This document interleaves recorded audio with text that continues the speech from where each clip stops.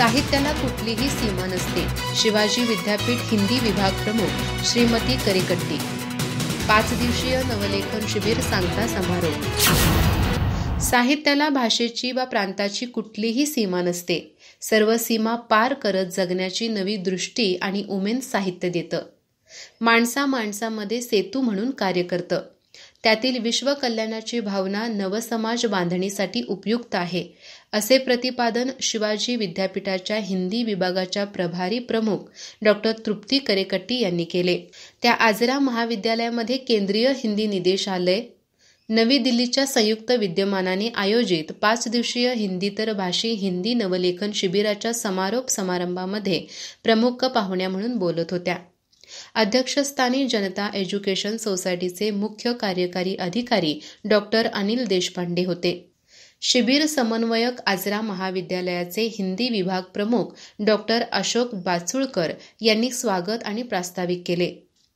नवी दिल्ली येथील केंद्रीय हिंदी निदेशालयाचे सहाय्यक निदेशक रत्नेश मिश्र यावेळी म्हणाले की या 5 दिवसीय शिबिराने एक नवीन मानदंड घालून दिलेला आहे.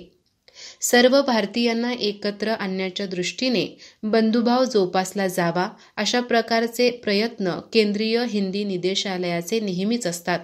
महात्मा गांधी केंद्रीय विद्यापीठ, चंपारण, बिहार येथील हिंदीचे डॉ. श्यामनंदन म्हणाले, इथल्या निसर्गाप्रमाणेच इथली माणसे सुद्धा साधी भोळी आणि सरळ आहेत. या शिबिराच्या यशस्वी आयोजनामध्ये केवळ हिंदी विभागच नव्हे तर संस्थेपासून चतुर्थ श्रेणी कर्मचाऱ्यांपर्यंत सर्वांची एकजूट पाहायला मिळाली, जी इतरत्र दुर्मिळ आहे. केरळची विद्यार्थिनी अपर्णा SS आपल्या मनोगतात म्हणाली, गुरुकुल शिक्षण पद्धतीची आठवण करून देणारं हे शिबिर होतं. तर मेघा तोडकरने सांगितले की लेखणीलाच नव्हे तर जीवनाला नवी दिशा देणारं हे शिबिर आहे. गोव्याच्या आकांक्षा रायकरने सांगितले की इथल्या व्यवस्थित सोयीमुळे आम्हाला घरची सुद्धा आठवण आली नाही. याबद्दल महाविद्यालय आणि संयोजकांचे आभार आहेत. वैशाली रगडे, तबसुम पठाण, संस्कृती राऊत यांनीही विद्यालयाचे आभार मानले.